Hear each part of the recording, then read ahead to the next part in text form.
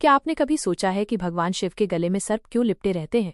ये सिर्फ श्रृंगार नहीं, बल्कि गहरे रहस्यों, शक्तियों और आध्यात्मिक ऊर्जा का प्रतीक है। आज जानिए वो रहस्य जो शिव को सर्पों का संरक्षक और मित्र बनाता है।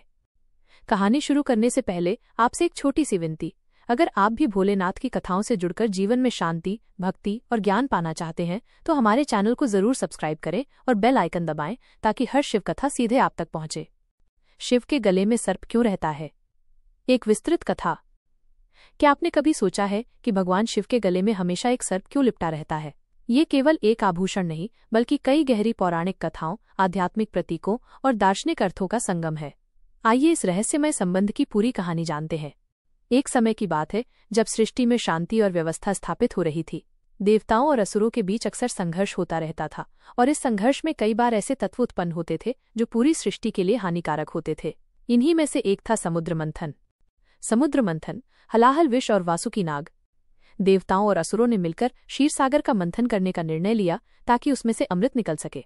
इस महायज्ञ में मंदराचल पर्वत को मथनी बनाया गया और वासुकी नाग को रस्सी के रूप में इस्तेमाल किया गया।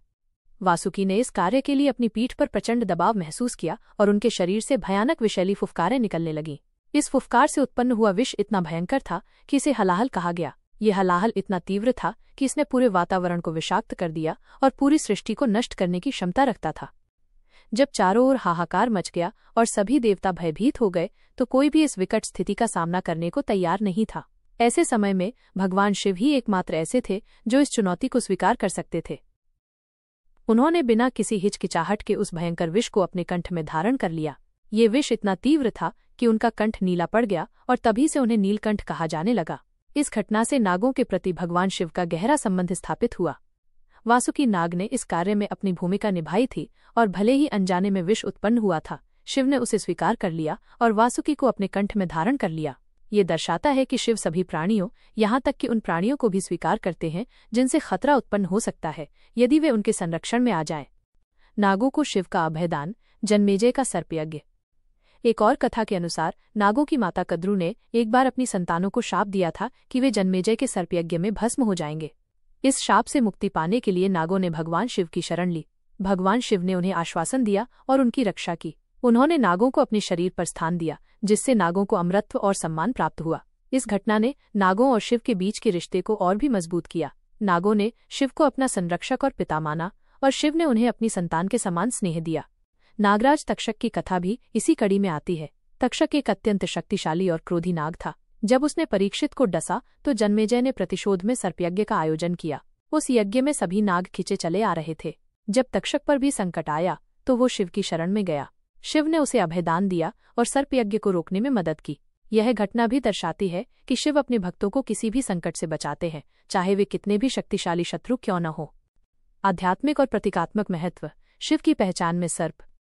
भगवान शिव के गले में सर्प का होना केवल पौराणिक कथाओं तक सीमित नहीं है, बल्कि इसका गहरा आध्यात्मिक और प्रतीकात्मक महत्व भी है। कुंडलनी शक्ति का प्रतीक। सर्प कुंडलनी शक्ति का प्रतीक है। योग और अध्यात्म में कुंडलनी शक्ति को मेरुदंड के आधार पर एक कुंडलनी सर्प के रूप में दर्शाया जाता है। जब ये शक्ति जागृत होती है तो ये ऊपर की ओर बढ़ती है और सभी चक्रों को भेदती हुई सहस्रार चक्र तक पहुंचती है, जिससे मोक्ष की प्राप्ति होती है। भगवान शिव स्वयं योगियों के देवता हैं और इसलिए उनके गले में सर्प का होना कुंडलनी जागरण और आध्यात्मिक शक्ति का प्रतीक है।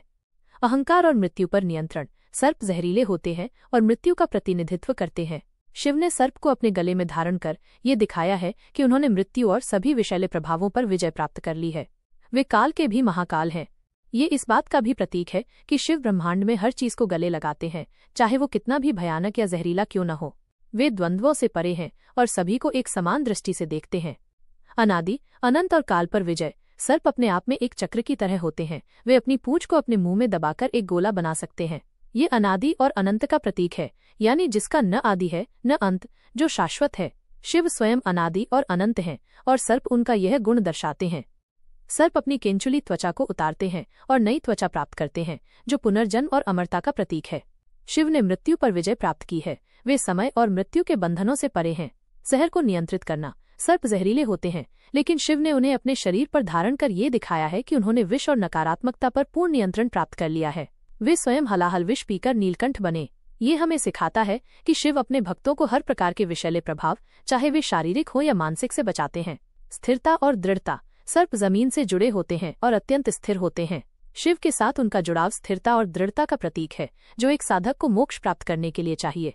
शिव स्वयं ध्यान और स्थिरता के प्रतीक हैं। शिव, नागलोक और पाताल का संबंध।